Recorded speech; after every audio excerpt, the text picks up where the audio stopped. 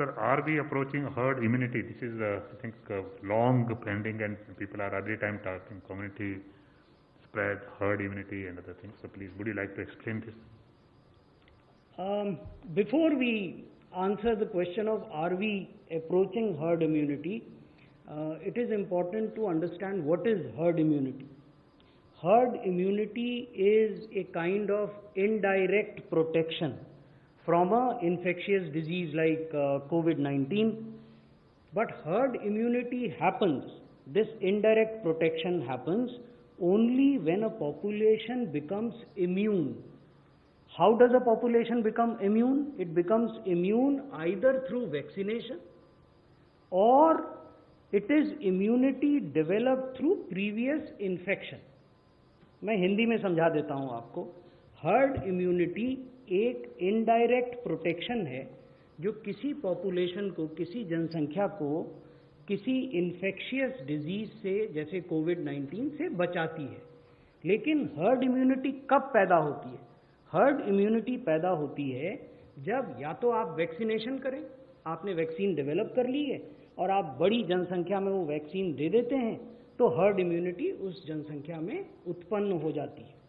या फिर herd immunity develop होती है जब उस जनसंख्या में पहले बीमारी हो गई हो और वो लोग रिकवर कर गए हों उस बीमारी से, तब हर्ड इम्यूनिटी होती है. दो ही तरीके हर्ड इम्यूनिटी के हैं. तो मुझे लगता है कि अब आप हर्ड इम्यूनिटी का कॉन्सेप्ट समझ गए होंगे.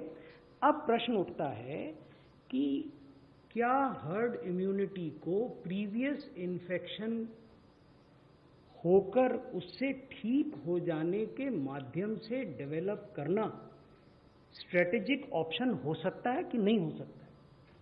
हिंदुस्तान को आप देखें, भारत को आप देखें, 2011 की जो जनसंख्या थी उसने हमें, जनगणना थी, उसने हमें आंकड़े दिए कि 121 करोड़ की आबादी भारत में थी 2011 में.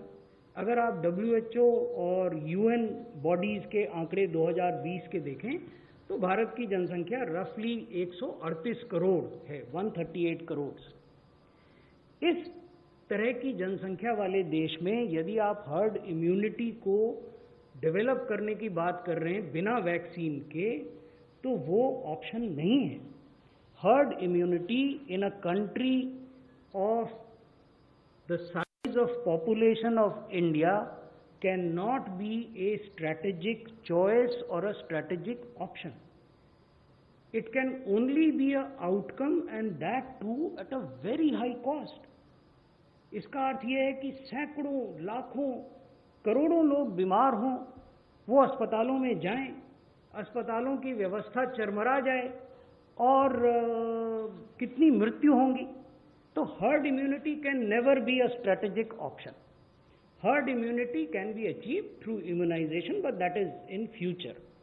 अब आपके प्रश्न पर, आपने प्रश्न पूछा था are we approaching herd immunity.